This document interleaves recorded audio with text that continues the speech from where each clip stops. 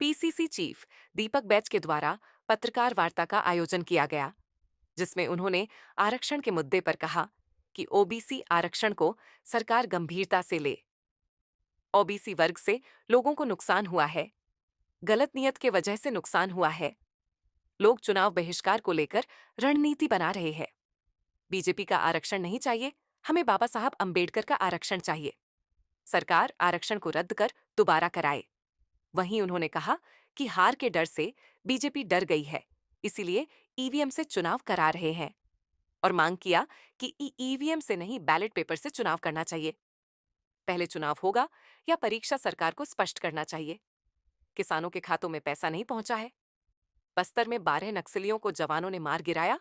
इस मामले में पीसीसी चीफ दीपक बैच का बयान सामने आया है, जिसमें उन्होंने जवानों को सफलता के लिए बधाई दी। सरकार की इच्छा शक्ति होती।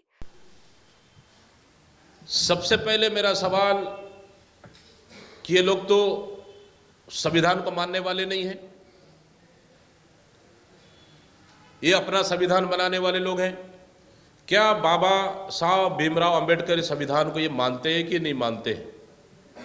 उस संविधान में सभी वर्गों को बराबर स्थान उन्होंने दिया है,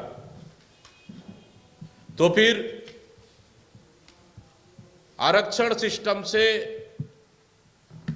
ओबीसी वर्ग के आरक्षण सिस्टम से बस्तर से लेकर सरगुजा तक नगरीय निकाय और पंचायत चुनाव में क्या ओबीसी वर्ग को फायदा हुआ है कि नुकसान हुआ है, पहले ये बता दें, फिर हम आगे उनसे बात करेंगे। सुकमा बीजापुर जिले के सीमाओं में जो मुठभेड़ हुई है, लगभग 12 नक्सलियों को मारने का दावा किया जा रहा है, तो निश्चित रूप से मैं फोर्स को बहुत बहुत बधाई और शुभकामनाएं देता हूं। जैसे हमारे जवान इच्छा शक्ति और बहादुरी दिखा रहे, वैसे ही इच्छा शक्ति अगर सरकार दिखाती, मैं समझता हूं कि पिछले दिनों 8 जवानों की शहादत नहीं होती। इसलिए मैं बहादुर जवानों को नमन और बधाई देता हूं।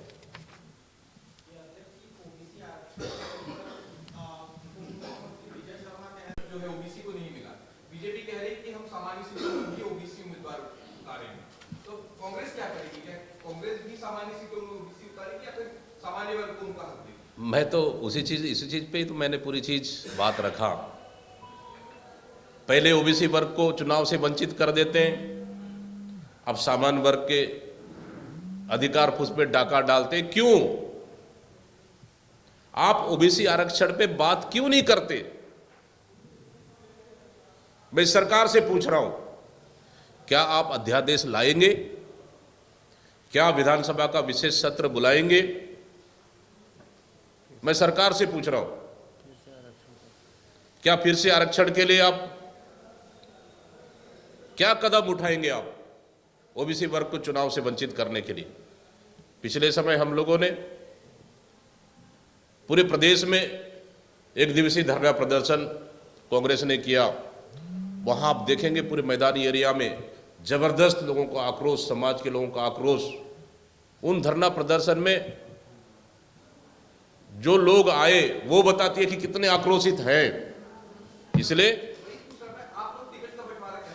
आने वाला समय में बहुत जल्द ही फिर प्रदेश के सभी जिला मुख्यालयों में ओबीसी आरक्षण को लेकर हमारे तमाम बड़े नेता जिले मुख्यालयों में आरक्षण व्यवस्था को लेकर प्रेस कॉन्फ्रेंस करने वाले, और ओबीसी हक की लड़ाई निश्चित रूप से कांग्रेस लड़ेगी।